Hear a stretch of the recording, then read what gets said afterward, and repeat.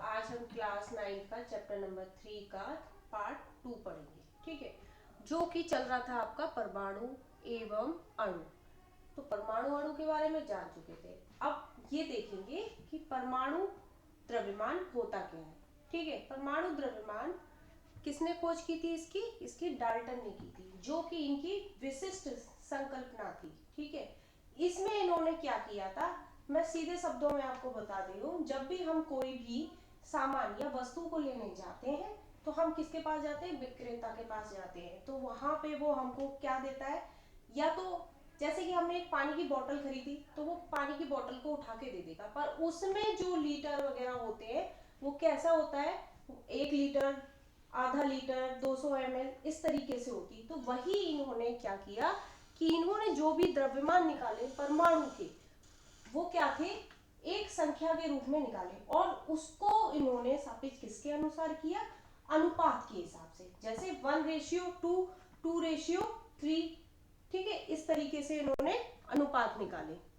आप कैसे देखो मैं बताऊं।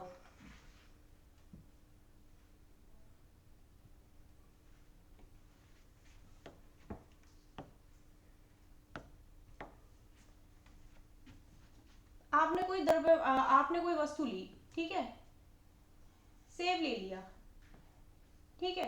अब सेब जो लिया है, इन्होंने क्या किया, इसको 2 लोगों में बांटना है या 3 लोगों में बांटना है।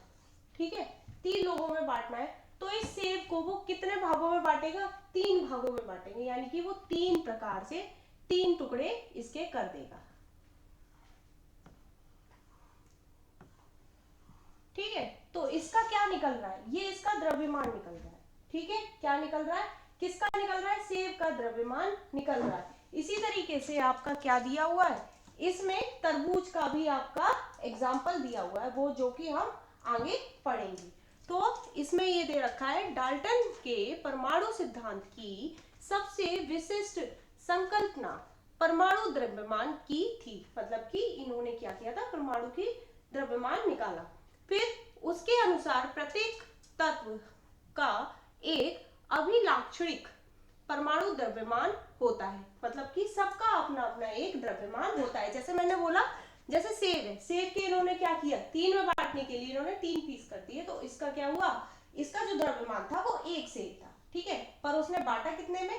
3 रेशियो। ठीक है, अब हाँ, अनुपात के नियमों को इतनी भली भांति समझाने में समर्थ था कि वैज्ञानिक इससे प्रेरित होकर परमाणु द्रव्यमान को मापने की ओर अग्रसर हुआ। अब मापने की ओर, जैसे मैंने क्या बताया कि एक सेब के उसने 3 टुकड़े किए, तो उसने किया 1:3 अनुपात, मतलब कि वो आराम से उसका द्रव्यमान निकाल सकते थे। ठीक है, अब देख लेते हैं इनके तत्व और एक प्रतीक के बारे में।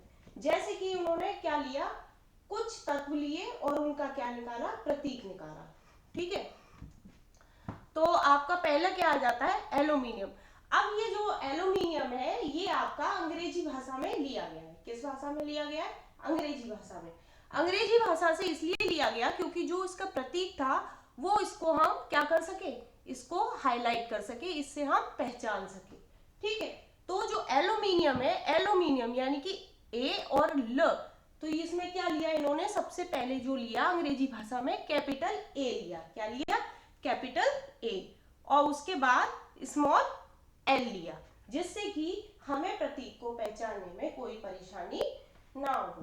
ठीक है, इसी तरीके से आर्गन, आर्गन का इन्होंने पहला क्या लिया है, ए लिया है जो कि कैपिटल में है, और आर किसका लिया है, जो कि स्मॉल है।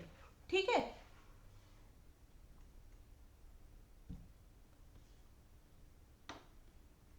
इसी तरीके से वेरियम, वेरियम का भी बी इन्होंने क्या लिया है, कैपिटल, और ए आपका लिया स्मॉल। इसी तरीके से आपके जितने भी तत्व है और इनके प्रतीक है वो किस तरीके से लिए गए हैं, पहला अक्षर इन्होंने क्या लिया, कैपिटल, और दूसरा अक्षर लिया इन्होंने स्मॉल। ठीक है,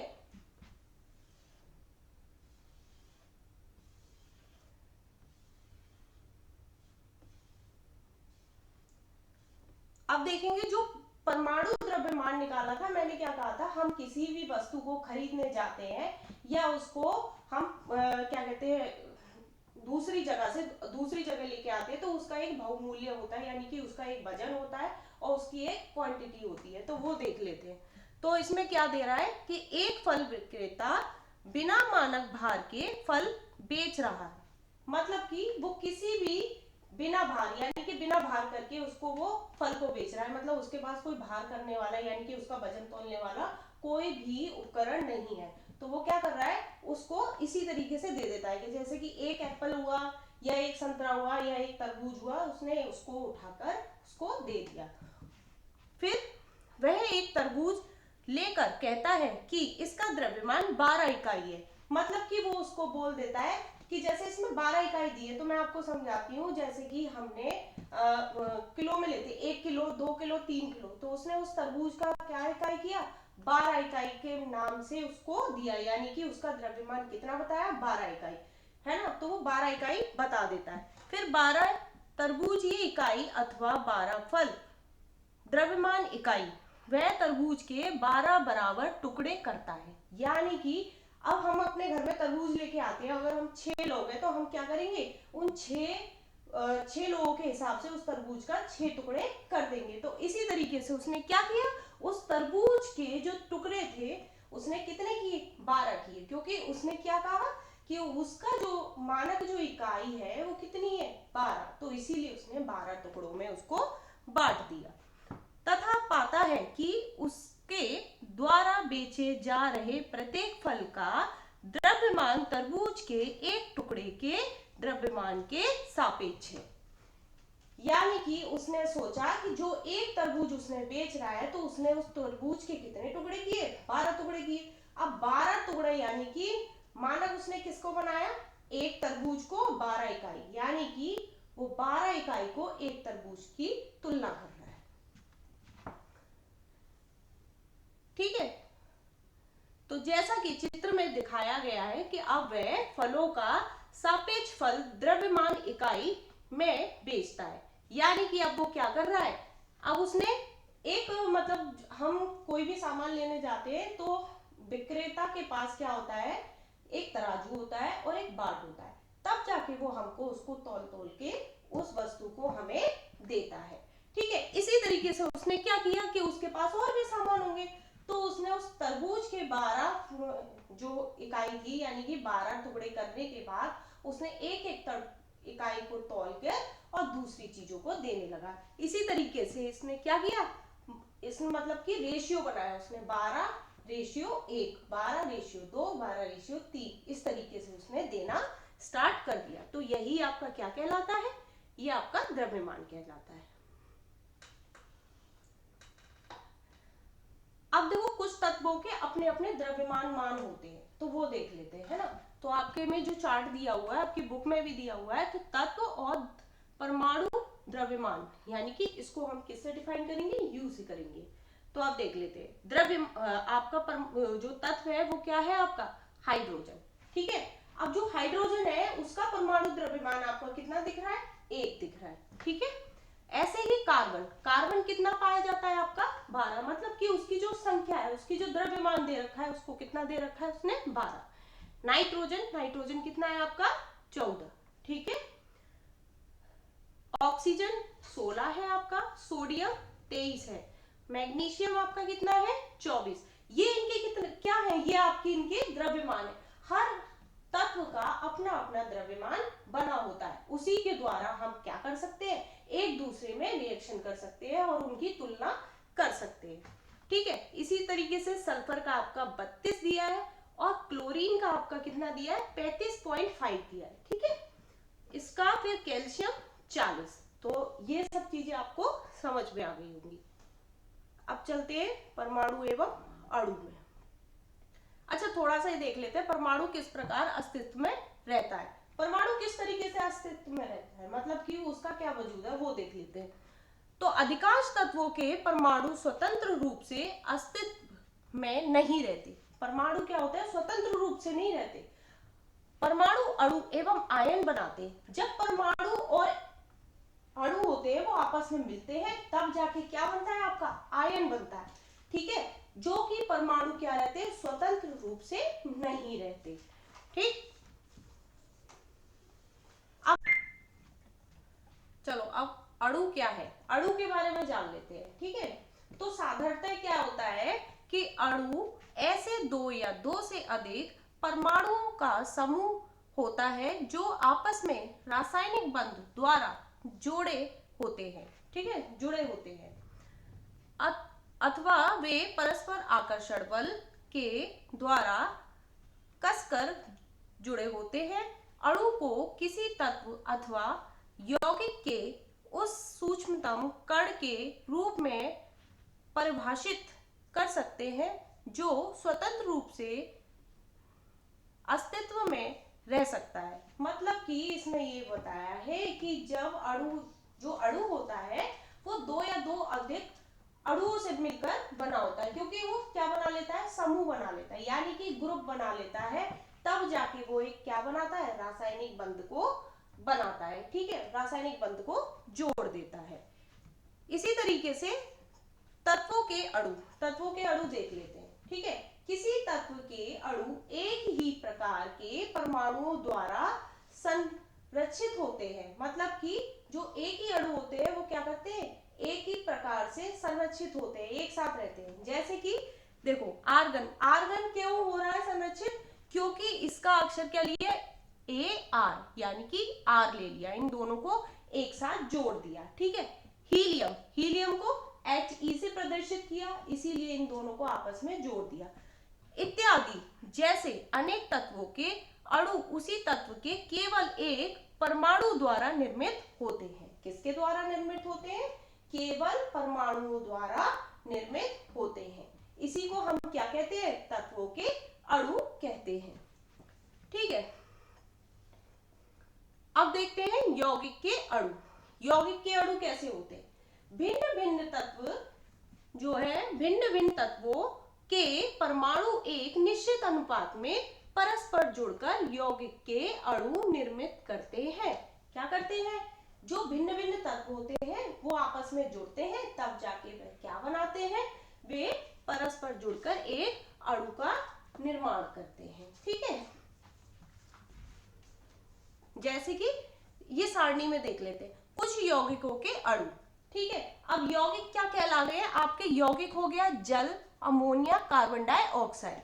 अब इनके ये कैसे संयुक्त तत्व में जुड़ रहे हैं ये देख लेते हैं, क्योंकि ये रासायनिक अनुपात में और रासायनिक तत्वों से जुड़े होते हैं। तो जल में क्या क्या आ जाता है बेटा आपका, ये आता है आपका हाइड्रोजन। ठीक है, क्या आता है आपका हाइड्रोजन, फिर कॉमा ऑक्सीजन। अब ये दोनों आपस में मिलेंगे जब क्या बनेंगे, ये जल तत्व बनेंगे।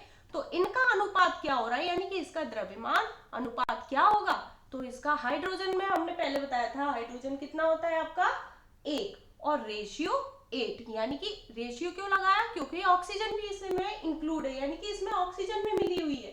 ठीक है, तो इसका ऑक्सीजन का जो अनुपात होगा वो कितना होगा, 8 होगा, यानी कि 1:8। ठीक है, फिर अमोनिया में क्या क्या होता है, नाइट्रोजन, हाइड्रोजन। ठीक है, क्या होता है बेटा आपका नाइट्रोजन, हाइड्रोजन।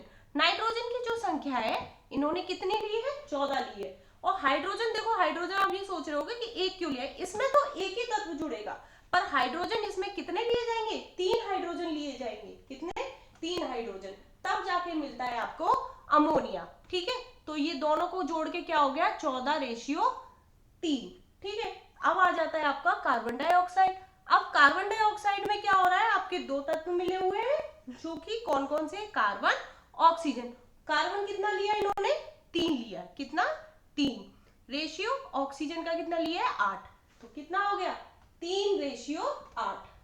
तो ये क्या हुआ आपका द्रव्यमान अनुपात हो गया, संयुक्त तत्व हो गए, और ये आपके क्या हो गए, यौगिक।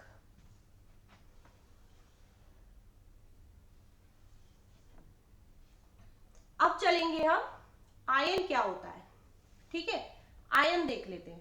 धातु एवं अधातु संयुक्त यौगिक आवेशित किरणों से बने होते हैं। इन आवेशित किरणों को आयन कहते हैं। यानी कि जब दो धातु होते हैं, कौन कौन से, एक धातु होता है, एक अधातु होता है, इन दोनों को आपस में जोड़ दिया जाता है, यानी कि अवशोषित कर दिया जाता है, तो ये क्या बन जाते हैं, आयन कहलाते हैं। ठीक है, ये आयन कहलाते हैं। इसी तरीके से रासायनिक सूत्र लिखना, रासायनिक सूत्र का मतलब क्या होता है ये देख लेते हैं। तो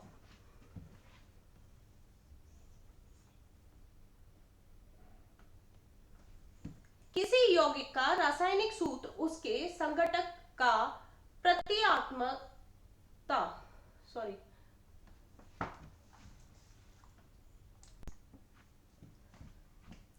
आयन क्या होता है ये देख लेते हैं। ठीक है, आयन धातु और अधातु से मिलकर बनता है। ठीक है, तो इसकी परिभाषा है धातु एवं अधातु युक्त यौगिक आवेशित कणों से बने होते हैं।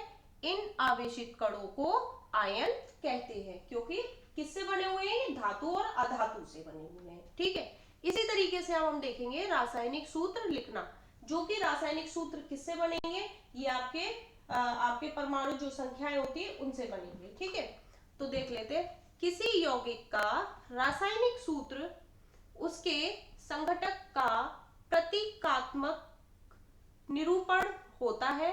भिन्न भिन्न यौगिकों के रासायनिक सूत्र सरलता पूर्वक लिखे जा सकते हैं।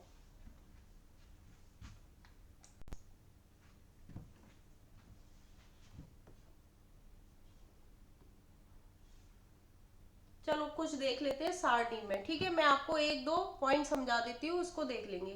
कुछ सामान्य सरल व बहुपरमाणुक आयन। ठीक है, तो पहले में आ जाता है आयन का नाम, फिर आ जाता है संकेत, आध्यात्मिक तत्व, संकेत, बहुपरमाणुक आयन और संकेत। ठीक है, तो ये कितने दिए हैं, एक, दो और तीन, तीन दिए हुए हैं। ठीक है, तो पहले में आ जाता है सोडियम, पोटेशियम, सिल्वर, कॉपर। ठीक है, अब इसमें संकेत क्या दे रहा है, सोडियम को इनने डिफाइन किया है किससे, Na से, पर इसमें क्या आ रहा है, ऋणात्मक आ रहा है, यानी कि धनात्मक आ रहा है, सॉरी। ठीक है, धनात्मक यानी कि प्लस का माइन आपका दिखा रहा है, क्योंकि ये कैसा जाएगा, ये धनावेश में जाएगा, क्योंकि ये हमेशा बढ़ता रहेगा। फिर हाइड्रोजन, हाइड्रोजन भी किस में जाएगा आपका, ये भी धनावेश में जाएगा। Ammonia NH4 धनावेश। इसी तरीके से पोटेशियम में भी इनका क्या दिया हुआ है, K दिया है, और इसका क्या लगा हुआ है, संकेत दिया है, यानी कि ये धनावेश है। ठीक है, फिर हाइड्राइड, तो इसमें क्या दिया है H, यानी कि ये माइनस में जा रहा है, यानी कि ये ऋणावेश हो रहा है। ठीक, हाइड्रो ऑक्साइड OH। इसी तरीके से आपके कितने ये दिए, ये संकेत दिए हुए हैं और ये आपके आयनों के नाम दिए हुए हैं। ठीक है, अब चलते हैं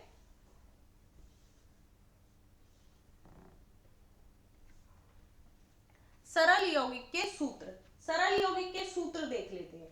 तो सरल यौगिक के सूत्र क्या होते हैं, दो भिन्न भिन्न तत्वों से निर्मित सरलतम यौगिक को द्विअंगी यौगिक कहते हैं। ठीक है, अब इनके उदाहरण देख लेते हैं। अब उदाहरण कैसे देखेंगे,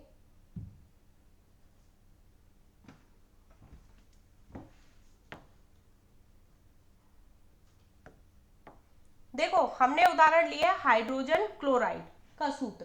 किसका लिया है, हाइड्रोजन क्लोराइड का सूत्र लिया है।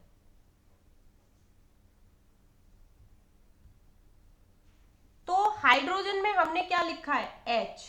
क्या लिखा है बेटा, H। हाइड्रोजन का हमने क्या लिया, इसका प्रतीक उठाया, यानी कि H उठाया है।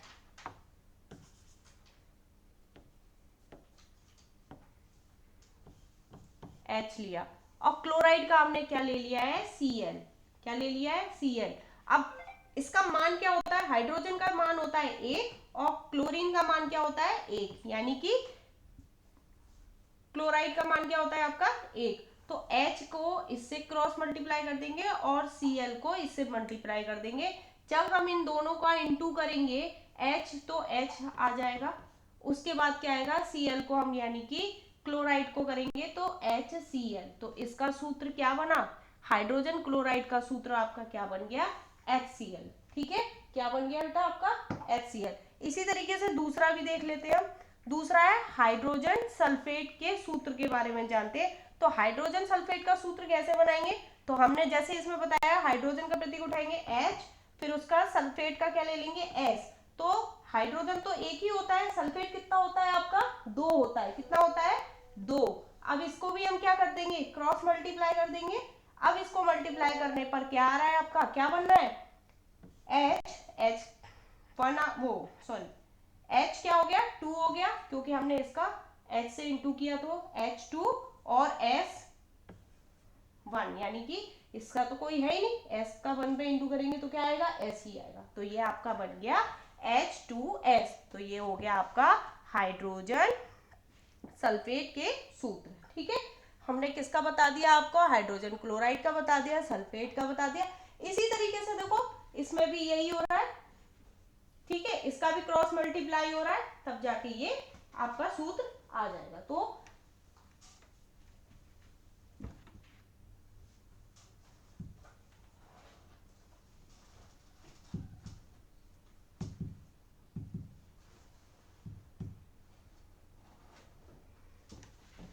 ठीक है, तो आपको ये वाला पोर्शन समझ में आ जाएगा।